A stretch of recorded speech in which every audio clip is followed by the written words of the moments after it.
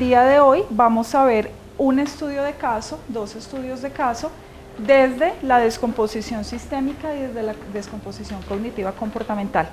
Porque en el examen de Saber Pro ustedes van a tener estudios de caso por resolver. Entonces la idea es que pues se sepa hacer como Dios manda. Bueno, entonces primero que todo, vamos a ver entonces la parte, cómo hacer un estudio de caso desde lo sistémico. ¿Listo? Entonces para esto les voy a presentar. ¿Sí te abrió? Sí, acá. Es ahí, miren. Dale. Pero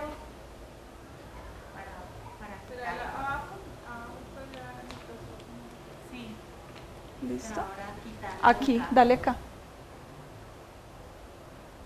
Eso. Y enter, enter, enter. Eso, más.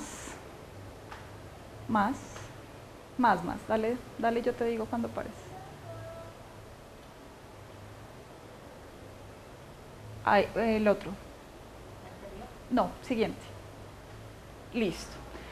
Entonces, desde la sistémica, nosotros tenemos una modalidad en atención y en estudio de caso que se llama terapia breve. No sé si ustedes lo han visto en algún momento. ¿Qué es la terapia breve? Tenemos que empezar a contextualizarnos un poco sobre eso. Trata de que la persona pueda controlar sus conductas y emociones mientras resuelve el conflicto. Es decir, que el psicólogo atiende a esa persona, pero le devuelve y le empodera como de sus propias dificultades y es la persona la que empieza a resolver sus propios conflictos. Eso quiere decir que en la terapia breve no se hace una historización, no se hace una entrevista por allá de la infancia, no se hace una entrevista de la adolescencia, por ejemplo, si la persona es adulta, sino solamente se ataca el problema, el motivo de consulta. Se buscan pues estrategias actuales que le puedan dar a esa persona como una resolución de conflicto, pero en la terapia breve poco vamos a la historización de esa persona, ¿sí? Vamos solamente en dos casos. Uno, cuando a veces se requiere sí preguntar algunas cosas. Por ejemplo, los sistémicos en las primeras sesiones hacen mucho los genogramas, que es para saber la composición familiar de esa persona. Entonces ahí tocamos un poquito el pasado. O cuando la persona tiene necesidad de hablar de su pasado, por ejemplo en casos de abuso sexual, cuando la persona no ha tenido como algún apoyo terapéutico, pues la persona tiende a hablar un poco del momento del evento, qué pasó, cuáles fueron como sus vulnerabilidades y cómo está y cómo se recompuso de esa dificultad. Pero entonces la característica especial de la terapia breve es que tratamos de no hacer como esas entrevistas muy profundas que hacemos en otro tipo de enfoques. ¿Listo? Otra característica importante de la terapia breve, con su enfoque pues sistémico, utilizamos estrategias de otras corrientes. No quiere decir que solamente utilizamos estrategias sistémicas, sino que nos permite la terapia breve tener el conocimiento, por ejemplo, si somos conductuales, si somos cognitivos, pues traer como esas estrategias para poder abordar ese caso. ¿Listo? Pasa, por favor. Estos son como los pasos para hacer un estudio de caso en la terapia breve. Yo les voy a repartir, por favor, el formato para que lo vamos a hacer, para que por favor le indiques allá uno. Y lo que ustedes están viendo en esa hoja entonces es estos pasos. Vamos a recordarlos, creo que lo vimos por allá con Daniel en la clase anterior, ¿recuerdas? Vamos a recordarlo un poco, lo tienen ustedes ahí. Ah, Daniel. ¿Listo? Listo, entonces ahí ustedes lo tienen en su hojita. Entonces, ¿cuáles son los pasos de la terapia breve? La primera, hacer una entrevista inicial y explicación del tratamiento. Entonces, como les repito, la entrevista no debe indagar ese pasado de esa persona, sino más indagar un poco el motivo de consulta. ¿Por qué está viniendo esa persona al psicólogo? ¿Qué tipo de ayuda necesita? ¿Listo? Explicación del tratamiento hace referencia a que cuando nosotros terminamos esa entrevista con esa persona, le podemos abiertamente decir de pronto qué tipo de dificultades percibimos nosotros, ¿sí? Ah, yo veo que tienes una dificultad de pronto con tus habilidades sociales, me parece importante que trabajemos en eso. Veo que tienes muchas dificultades familiares. Podemos hacer en las primeras sesiones una devolución a esa persona ya de sus dificultades y eso lo hacemos en las primeras sesiones. ¿Listo? El segundo paso es la orientación al problema. Eso quiere decir que tenemos que detectar el estilo resolutivo del consultante. ¿Qué es eso? Pues mirar qué habilidades y qué capacidades tiene esa persona para enfrentar sus propias dificultades. Entonces tenemos que hacer una exploración bien amplia de esas habilidades, esas capacidades, esas aptitudes, esa red de apoyo, ese grupo con el que la persona cuenta para poder tener ese estilo resolutivo y desde ahí nosotros empezar a hacer pues las orientaciones desde psicología. ¿Listo? Como tercer paso, nosotros hacemos la definición y la formulación del problema. Entonces, ¿qué quiere decir eso? Pues sacar unas hipótesis de adquisición, sacar unas hipótesis de mantenimiento. Recuerden que las hipótesis de adquisición son lo que le pudo haber la vulnerabilidad que tuvo esa persona para en el momento del evento o el momento de detectar esa problemática. Y las hipótesis de mantenimiento es lo que nosotros como psicólogos explicamos ante el problema. ¿Listo? Entonces ahí en esa parte, en ese paso, nos vamos a centrar en la formulación del problema. ¿Listo? Luego de eso vamos a distinguir el problema. ¿Eso qué significa? Pues ya en una cuarta, quinta, sexta sesión, nosotros como psicólogos ya debemos saber más o menos cuál es el problema de esa persona, ¿listo? Con nuestras hipótesis de adquisición, nuestras hipótesis de mantenimiento, y luego de distinguir el problema y darle a conocer a la persona cuál realmente puede ser el camino del problema, vamos a darle una elaboración de soluciones alternativas, ¿listo? Entonces, ¿qué es eso de soluciones alternativas? Nosotros tenemos que buscar no solamente una solución para la persona, sino brindarle un abanico de soluciones, porque recuerden que en psicología la persona es la que toma la decisión y la que escoge su decisión, ¿listo? El psicólogo no le dice a una persona, oiga, yo creo que usted tiene que irse de su casa porque su mamá es maltratante, ¿sí? Es la persona la que toma la decisión. Entonces, para eso nosotros tenemos que dar un abanico de opciones, ¿listo? Y ya para finalizar, como ese tratamiento, hablemoslo así, que estamos haciendo, trabajamos en las últimas sesiones con la toma de decisión adecuada. ¿Listo? Puede ser una, puede ser dos, ojalá no sean más de dos porque podemos dejar confundida a la persona también, pero puede ser una o puede ser dos, es decir, de ese abanico de opciones, escoger una o dos opciones para trabajar con la persona. ¿Listo? ¿Cuál es una buena decisión? La decisión que es resolutiva, la decisión que es aliviante cuando uno tiene malestar, cuando esa persona tiene malestar, la decisión que regula las emociones, esa es una buena decisión, y la decisión que tiene unos efectos colaterales positivos, ¿cierto? Es decir, disminuye la tensión o la emocionalidad negativa y aumenta la calidad de vida. Esa es la mejor emoción que nosotros como la mejor decisión, perdón, que nosotros como psicólogos debemos llevar a una persona.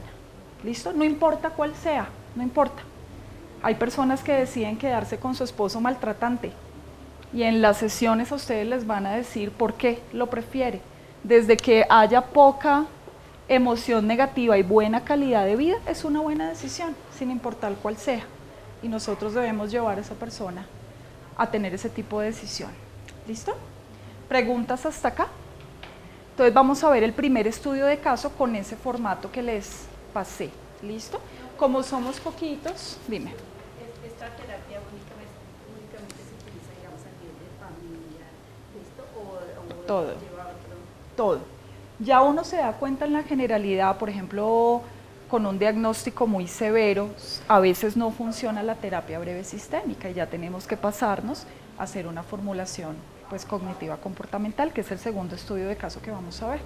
Es decir, nosotros como psicólogos debemos manejarnos en muchas formulaciones, que es la materia que estamos viendo con Daniel y la hermana Aponte, ¿sí? No solamente saber una, sino manejarnos en muchas, porque a veces, digamos, en la terapia breve no nos da mucha resolución. Por ejemplo, en las adicciones cuando son de más de 2 años, de más de 3 años, la terapia breve no nos sirve, porque ya hay una dependencia, una sustancia, ya hay una conducta de consumo, ahí tenemos que utilizar algo más severo, algo más conductual, por ejemplo.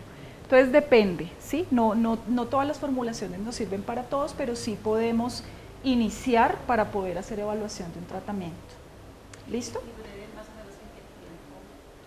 El tiempo, pues los autores no recomiendan máximo 8 sesiones. Tú en 8 sesiones puedes llevar a una persona a resolver sus conflictos. Ahí pasa una cosa, si en esas 8 sesiones tú ves que no hay avance, hay que volver a replantear y hay que volver otra vez desde el paso 1 a replantear la problemática. Es decir, que si no funciona mucho, tenemos que volver a otras 8 sesiones con un motivo de consulta similar o diferente. ¿Listo? Pero desde la experiencia, en 6 u 8 sesiones se logra muchísimo. Por ejemplo, en el área educativa, con una a veces es suficiente. Con una sesión donde se hace una exploración, donde se hacen unas buenas preguntas, unas preguntas reflexivas, a veces la gente no vuelve porque ya siente que puede darle horizonte a su problema, ¿sí? Entonces está entre 1 y 8 sesiones, ¿listo? Hay otros sistémicos que la dilatan hasta 12, ese es como el máximo, ¿listo? ¿Preguntas? Entonces, como somos poquitos, lo vamos a hacer individual, ¿listo? Ustedes ya conocen este estudio de caso que fue el mismo del quiz de hace 15 días. Para Daniel y para la hermana Ponte, esta sesión les vale para hoy de las 6 de la tarde, ¿listo? Porque es lo mismo que vamos a ver hoy en clase. Entonces, por favor, tomémonos 15 minutos para leer este estudio de caso y resolverlo en el formato que les acabo de dar.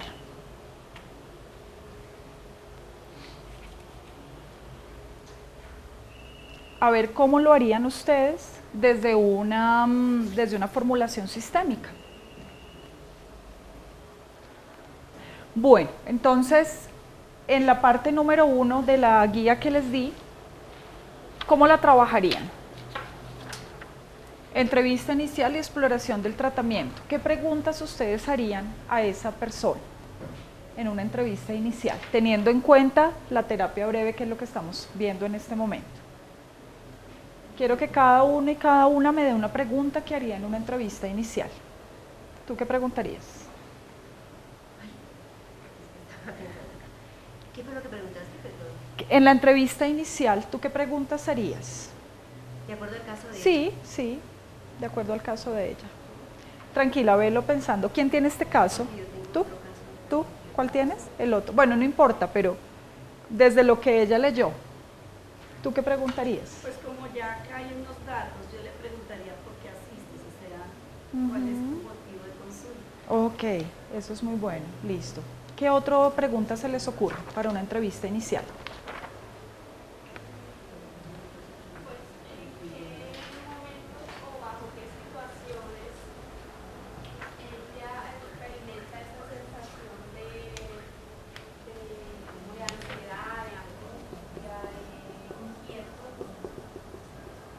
Muy bien.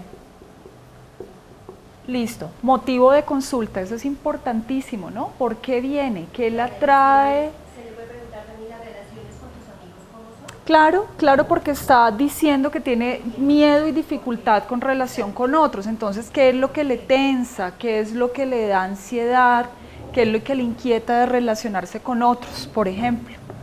¿Listo? ¿Me recuerdas la que tú me dijiste para escribirla? ¿Bajo qué situación Eventos. Ajá. es mayor el grado de ansiedad o inquietud? Muy bien, eventos que le disparan esas dificultades por allá que alcanzamos a captar, la ansiedad, la inquietud en relaciones con otros, somatización, ¿cierto? La relación con otros. ¿Listo? Esas son preguntas que podemos hacer en una entrevista inicial desde la terapia breve. No hay necesidad de preguntarle, ¿tú en qué año naciste? Por ejemplo, cuéntame del colegio. Eso puede ser importante si ella lo narra en alguna sesión, porque por ejemplo pudo haber bullying en el colegio, ¿sí? O pudo tener dificultad en tener habilidades sociales con otros, pero ella narrará eso en algún momento. O le podemos preguntar en otra sesión, ya cuando nos estemos dando cuenta que eso viene de muchos años atrás, por ejemplo, ¿listo? Pero en la primera, en la entrevista inicial, no es necesario ir al pasado, solamente lo que está sucediendo en el presente, ¿listo? Bueno, vamos con la segunda, orientación al problema. Ustedes ahí desde ese caso de Irene, ¿qué factores protectores tiene ella? La mamá y la hermana. Ajá, entonces tiene una red de apoyo, ¿listo? Tiene una red de apoyo. ¿Qué más? Tiene novio, así le dé miedo la relación con ese novio, pero tiene novio. Entonces esa persona también nos puede servir en el momento de hacer un tratamiento, citar a sus padres, citar a su novio, ¿listo? ¿Qué más? ¿Qué más detectan en Irene que puede servir? Su nivel universitario. Muy bien, la escolaridad, ¿cierto?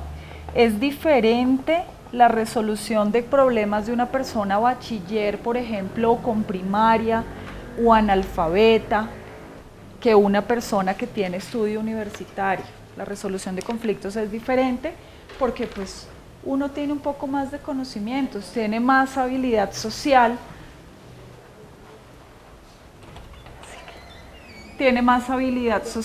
para confrontar, para preguntar, ¿cierto?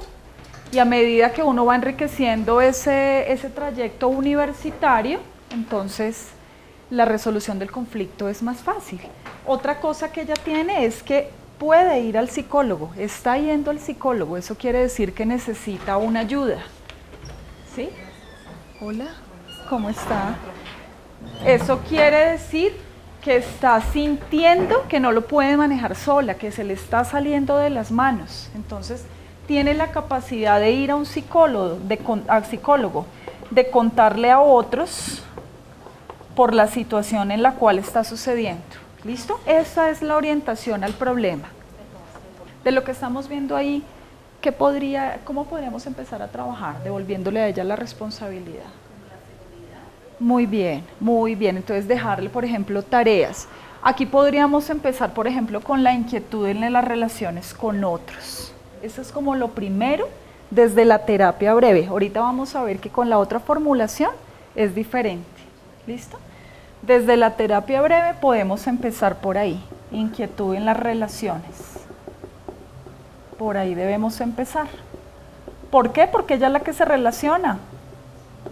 No nosotros. Ella nos está contando cómo es la relación con su novio, cómo es la relación con su familia, cómo es la relación con otros. Entonces hay que dejarle tareas, hay que dejarle exposición a esas personas para que cuando se vaya pues a estar con esas personas. ¿Listo? Los episodios en la conducta alimentaria también se lo podemos trabajar en un segundo momento. ¿Por qué? Porque hay que ayudarle a regular mucho la compulsión de la comida. Y eso se hace a través de tareas en casa también. Entonces, ahí viene como todo eso por allá, análisis funcional, si lo vieron en algún momento, cambiar esas conductas por otras. Entonces hay que hacer un análisis funcional ahí para los episodios de conducta alimentaria.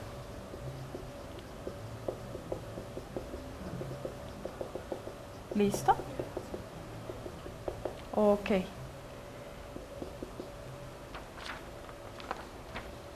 Ahí ya vamos en toma de decisiones, elaboración de soluciones alternativas y tratamiento. ¿Listo? Ahora, la ansiedad la trabajaríamos en un tercer paso, y aquí sí requiere más dependencia del psicólogo. ¿Por qué? Porque hay que entrenarla en ejercicios de relajación. Eso ella no lo puede hacer sola en casa. Bueno, tal vez si le bajamos un tutorial, pero la idea es que junto con el psicólogo reduzca sus niveles de ansiedad, por ejemplo. Entonces en un tercer momento podríamos trabajar la ansiedad, ¿listo? Con todo el entrenamiento en ejercicios de relajación. Y automáticamente cuando ya ella esté regulada en todo esto, van a empezar a desaparecer los conceptos de somatización. Eso automáticamente empieza a desaparecer. Nosotros como psicólogos no trabajamos directamente la somatización. Nosotros tenemos es que trabajar las dificultades psicológicas y la somatización automáticamente se regula, porque eso es algo físico. en lo que nosotros no podemos intervenir, ¿sí? No podemos dejar ejercicios para el estómago, por ejemplo, para que no tenga diarrea. Eso es automáticamente, eso viene desde la psiquis, ¿listo? Entonces eso es como un impacto, el reducir la somatización es un impacto en el éxito que tengamos con el tratamiento, ¿listo? Bueno, ¿tienen preguntas?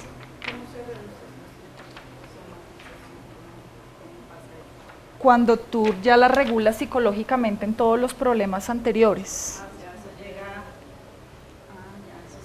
La somatización se regula automáticamente cuando tú trabajas psicológicamente con los problemas de una persona. Siempre la somatización se da por algún problema psicológico. Por ejemplo, todo lo que está regulado con las emociones, con las rupturas de pareja, con los problemas con otros, hay somatización abdominal. Entonces, cuando uno tiene diarreas, cuando uno tiene mucho dolor abdominal, ¿sí? Cuando uno tiene, por ejemplo, problemas familiares con la madre, con el padre, con los hermanos, hay mucho dolor en los músculos. ¿Listo? Eso es algo más de psicología transpersonal, eso no se aprende mucho en una carrera de psicología, pero cuando ustedes empiecen a leer mucho de la psicología transpersonal, ahí van a aprender mucho la parte del cuerpo, como uno somatiza de acuerdo a las relaciones con otros. ¿Listo? Pero en ese tema hay que pues, aconsejar a que consulte un médico, ¿cierto? Claro que sí, si hay mucha somatización, sí. Hay que enviarle una evaluación médica, porque a veces uno cree que todo es por la psiquis y puede haber una dificultad física que estamos omitiendo.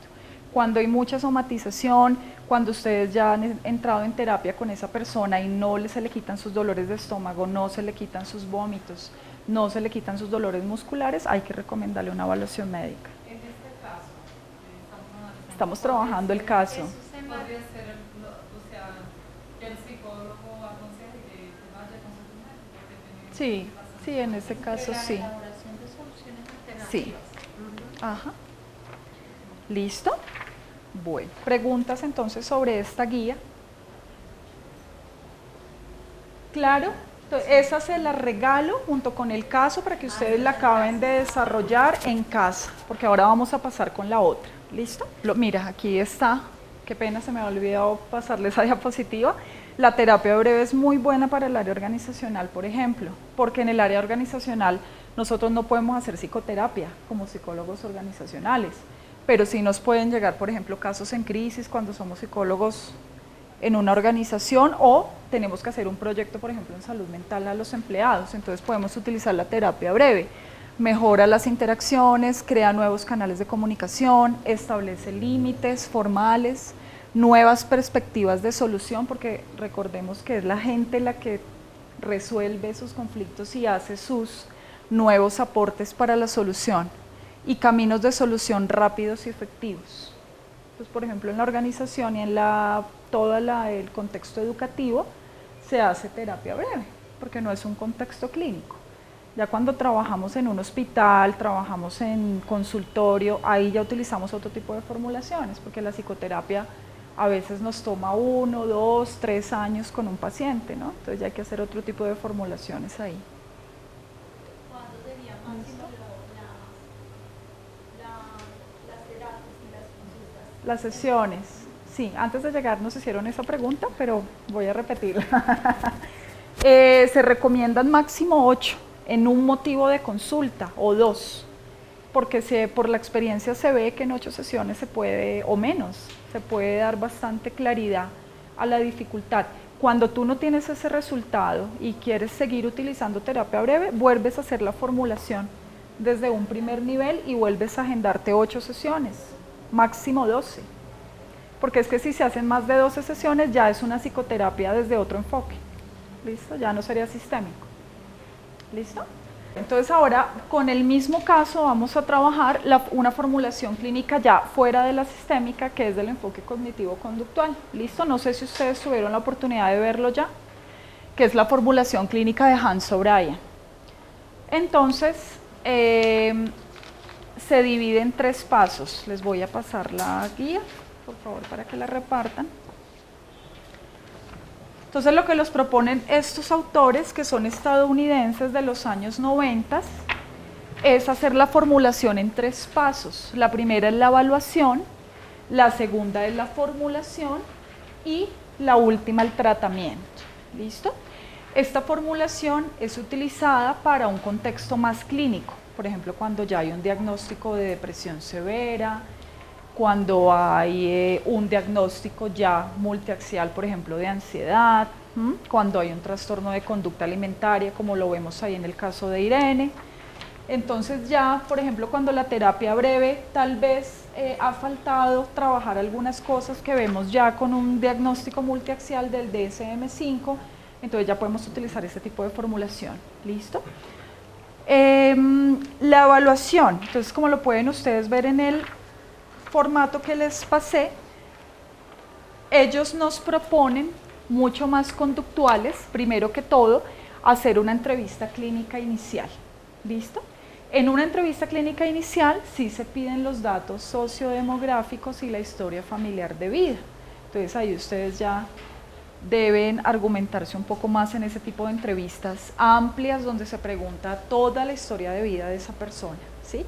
Y aquí miren que es diferente, en la sistémica y en la terapia breve solo se ataca el motivo de consulta, pero en el enfoque de Hans O'Brien ya se hace una exploración pues muy completa de la vida de esa persona. Entonces, estructurada, con preguntas, claro que espacios abiertos y preguntas abiertas, pero ya son el tipo de entrevistas que ustedes han visto durante la carrera, donde hay momento sociodemográfico, hay momento de historia de vida en la infancia, en la adolescencia, relación con la familia, enfermedades congénitas, por ejemplo, si ha estado en psicología, psiquiatría o medicina en algún momento por alguna enfermedad de alto impacto. Entonces ya son entrevistas mucho más estructuradas. ¿Listo? Y digamos, llega el paciente, ¿sí? Por primera vez. ¿Cómo sé si le voy a trabajar esto o no voy a trabajar nada? Por la formulación y el motivo de consulta que te cuente. Sí. Bueno, digamos cuando ya, según el contexto, por ejemplo cuando ya te traen un diagnóstico de psiquiatría y de psicología, y es que yo tengo trastorno de ansiedad, trastorno mixto, y tú miras y sí ha estado en psicólogo, ha estado inclusive hasta internado, esto es mucho más clínico, esta formulación, entonces tendrías que probar si la sistémica te sirve para el motivo de consulta que está diciendo o emitiendo esa persona, pero si es algo que vayas a trabajar pues bastante denso, por ejemplo con un diagnóstico multiaxial, esta sería una formulación ideal, ¿listo? Junto con otras que hay, pero pues por el tiempo solo alcanzamos a ver esta, ¿listo? Bueno, luego de esa entrevista clínica inicial, entonces aquí ellos nos traen, por ejemplo, el caso de una persona con trastorno de ansiedad generalizada. Entonces ahí lo que ellos recomiendan luego de la entrevista y antes de hacer un tratamiento es aplicar pruebas de psicología. ¿Listo? Pruebas psicométricas. Entonces, esa es una característica de este tipo de formulación, que esos autores nos recomiendan mucho la aplicación de las baterías y de los test y de las pruebas. ¿Listo? Por ejemplo, para un trastorno de ansiedad, ¿qué se les ocurre? ¿Qué pruebas conocen ustedes? Por allá en la clase de pruebas que vieron. ¿No se acuerdan de ansiedad? Hay bastantes, ¿no? Por allá el test de Hamilton, ese nos mide ansiedad generalizada, fobia. ¿Listo? Entonces, ahí les queda la tarea, por ejemplo, de los casos que les van a preguntar en Saber Pro, hay que estar muy actualizado en baterías. ¿Listo? Tienen que leer bastante sobre baterías. Luego de que se aplica entonces la entrevista clínica, las baterías, ahí ya hacemos entonces una formulación de cómo vamos a trabajar. Aquí, por ejemplo, nos está hablando de aplicar un listado de habilidades sociales y secundarias y hacer tratamientos sobre eso. Por ejemplo, ¿no? en el ejemplo que nos traen ellos acá. Aquí en el formato que les di, luego de la aplicación de baterías, ustedes están viendo un listado jerárquico de dificultades a trabajar. Entonces, como ya con la entrevista y con las baterías uno empieza a tener ya unas hipótesis de mantenimiento, es necesario o es importante que ustedes ya empiecen a escribir qué van a trabajar. Porque si la batería les arrojó harta ansiedad social, tienen que trabajar ansiedad social. Si la entrevista clínica les dio una alta fobia social, tienen que trabajar fobia social. Listo.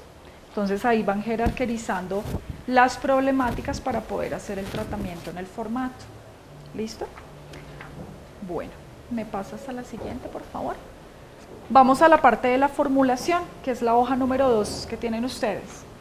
Entonces ahí la idea es describir unos antecedentes de las problemáticas, que eso lo sacamos de la entrevista, de la narración que tenemos con esa persona, que son las hipótesis de adquisición.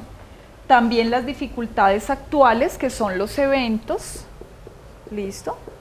Preguntas allá parecidas a lo que hablamos ahorita. ¿Qué le dispara a usted esa ansiedad?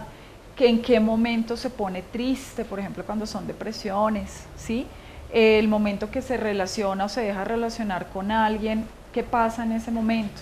¿Listo? Ya hay que hacer entonces unas preguntas para poder detectar las dificultades actuales o posible diagnóstico. Esta característica pues de esta formulación es que tenemos que sacar un diagnóstico multiaxial, ¿no? O del CI-10, tratar como de correlacionarlo un poco como con ese manual, pues para que por algo lo estudiamos, ¿no? Entonces esto nos permite hacer correlación con el DSM-5, por ejemplo. ¿Listo? Y ¿cuáles son las consecuencias inmediatas, medianas y a largo plazo en caso de que no se llegue a trabajar esos diagnósticos, esas dificultades? ¿Listo? Por ejemplo, cuando una persona es ansiosa, si eso no se trabaja, puede haber dificultad, tendencia a la adicción del tabaco, del alcohol, de las sustancias psicoactivas, puede uno dejar de relacionarse con otros, si uno tiene pareja, dejar de trabajar. Si uno tiene pareja, seguramente va a haber ruptura, separación, ¿sí? Entonces tenemos que detectar y contarle a esa persona cuáles podrían ser las consecuencias inmediatas, medianas y a largo plazo. ¿Listo? Entonces aquí en un ejemplo que nos traen ellos, de este cuadrito de formulación, estos son los antecedentes, por ejemplo, que ellos verifican de una persona ansiosa. Entonces, temperamento, por ejemplo, tímida desde la infancia, ¿sí? Déficit en las relaciones desde su infancia, eso también es otra hipótesis de adquisición. Dificultades en sus relaciones familiares, eso de acuerdo a la entrevista, porque como uno pregunta por allá todo lo familiar, ¿listo? Y posiblemente padres separados. Eso es un ejemplo de un caso que ellos colocan en un libro de ansiedad, ¿listo? Entonces, ellos ahí, esas son sus hipótesis de adquisición de esa persona. Entonces, ¿cuáles son las dificultades actuales? Lo que ellos van a trabajar. Pocas habilidades sociales, ¿listo? Ansiedad, los diagnósticos. Y padre autoritario y maltratador. Seguramente ese padre autoritario todavía vive con esa persona. Entonces, es necesario trabajar la relación y la comunicación con esa persona. ¿Listo? Esas son las dificultades actuales o posibles diagnósticos. ¿Sí me están copiando, no? De acuerdo al formato que les entregué. ¿Listo? Y consecuencias inmediatas. Entonces, ¿qué pasa si no se trabajan? Si uno tiene pocas habilidades sociales y no se trabaja, rechazo, posiblemente rechazo de algunas personas, ¿sí? Uno no va fácilmente a socializar con todos los grupos o con todas las personas, ¿listo? Puede haber un aislamiento social muy fuerte. Cuando hay ansiedad, bueno, de no tener amigos, también pocas habilidades sociales, tiende uno a tener muy pocos amigos. ¿Y qué quiere decir eso? Pues que la red de apoyo cada día es más oscura y más corta y uno necesita de los otros en todo contexto, ¿no? ¿Listo? Ahora, si no se trabaja la ansiedad, pues un malestar significativo. ¿Y ese malestar qué es? Todo lo que nosotros somatizamos, todo lo que tenemos cuando somos ansiosos, los pensamientos distorsionados que tenemos, ¿sí? Las personas ansiosas siempre están pensando, yo no voy a ser capaz, yo no sirvo para nada, nunca me voy a curar, nunca voy a conseguir pareja. Todos esos pensamientos distorsionados. ¿Listo? Y por ejemplo, cuando hay padre autoritario y maltratador dentro de algo de alto impacto que se puede detectar, pues posiblemente hay una violencia intrafamiliar.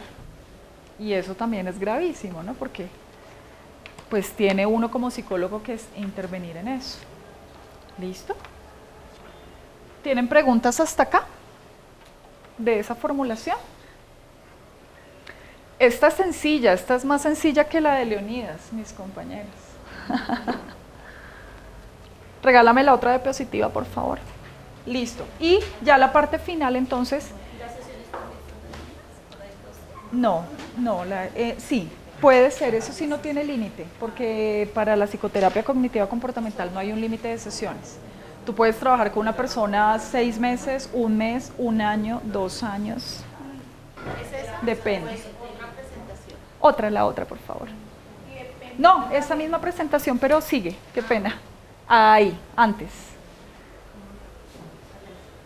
Eso, ahí vamos al plan de tratamiento. Dime, ¿tenías alguna pregunta? No, que dependiendo también del enfoque del psicólogo que Claro. Aunque esta es del enfoque cognitivo comportamental, pero por ejemplo yo soy sistémica y yo la utilizo. ¿Sí? Es que uno no es que uno se case con un enfoque, es conocer qué puede hacer en sus casos, cómo lo puede manejar. ¿Listo? Bueno, entonces para el plan de tratamiento, pues como su nombre lo indica, ya es armar el plan de trabajo de lo que nos arroja esa entrevista, de lo que nos arrojan esas baterías, ¿listo? Y de lo que nos arrojan pues todas las primeras sesiones que tengamos con esa persona. Entonces, contenido de las sesiones y objetivo de la sesión. Entonces aquí seguimos con esta persona que tenía problemas en habilidades sociales. Entonces, tratamiento para las habilidades sociales, ¿qué proponen ellos? Sesión 1, psicoeducación y autorregistro. Sesión 2, roleplaying, modelado, reforzamiento y feedback. Ustedes vieron todo eso, me imagino. O si no, se les queda de tarea, porque seguramente se los van a preguntar en el Saber Pro. Sesión 3, reestructuración cognitiva, autoverbalización positiva, comunicación asertiva. El entrenamiento en todo eso. Sesión 4, establecimiento de las relaciones sociales, conversaciones, cumplidos, peticiones, expresiones y críticas. Eso ya son como tareas que el psicólogo va dejando a medida que la persona va mejorando. ¿Listo? Entonces, ¿qué pasa con todo esto? Pues mejora las habilidades sociales, por ende hay una mejor aceptación de las personas y un aumento en la red de apoyo. ¿Listo? Eso, por ejemplo, en habilidades sociales. Sigue, ¿me pasas, por favor? Yo les dejo esta presentación si quieren, para que no, porque ya se nos está acabando el tiempo. Sigue, por favor. Listo. Antes. Me dan un correo y se los envío. ¿Listo? Ahí miremos rápidamente el tratamiento 3, porque ellos sacaron más de un diagnóstico. Ellos en este ejemplo... ¿Qué bibliografía tienes acerca de eso? Yo se las envío. ¿Listo? Entonces, ellos sacaron más de un diagnóstico, por eso aquí aparece diagnóstico 1 o 2, porque a veces no solamente es uno la problemática, sino más de uno. Entonces, por ejemplo, aquí ellos sacaron disminuir niveles de ansiedad y relación con el padre autoritario. Entonces, ¿qué trabajaron para disminuir niveles de ansiedad? Sesión 1, técnicas de relajación, reestructuración cognitiva y disminución de la ansiedad y disminución del malestar como resultado de esas sesiones. Y para la relación con el padre autoritario, trabajaron identificación de riesgos, estrategias de afrontamiento, técnicas en solución de problemas, y esto nos lleva a cambiar la relación y a extinguir la violencia intrafamiliar. Ahí sí cuentan el número de sesiones, más o menos fueron como 8 en total. Cuando hablas de reestructuración cognitiva, en este caso, ¿nos podría ser un ejemplo concreto? Lo que pasa es que no es clase de análisis funcional, pero la reestructuración cognitiva es cambiar los pensamientos negativos por positivos, pero eso hay unas técnicas para poder hacerlo, por ejemplo a través de la autoverbalización, la externalización. Tienen que leer sobre eso, si no lo... ¿Cómo? ¿Terapia cognitiva? ¿Debe? Sí, eso es terapia cognitiva, sí. Entonces, si tienes dudas, si quieren me escriben y yo les mando material para que lean, porque eso es bien larguito de explicar, es difícil en este espacio como que entremos a eso. No, aquí no es necesario decir voy a hacer tantas sesiones, no, es como tú te sientas con esa persona, es lo que esa persona responda. Pero no se le dice al paciente vamos a estar. No se sabe, mientras que en la sistémica sí. ¿Listo? Ahí no se sabe, es según mientras la persona vaya mostrando resultados. Ya al final de las sesiones sí se le puede decir a la persona, veo que has adelantado mucho, has logrado muy buenos resultados, pienso que con 3, 4 sesiones ya vamos a dar como por terminado el tratamiento, pero eso ya uno lo va como moldeando al final.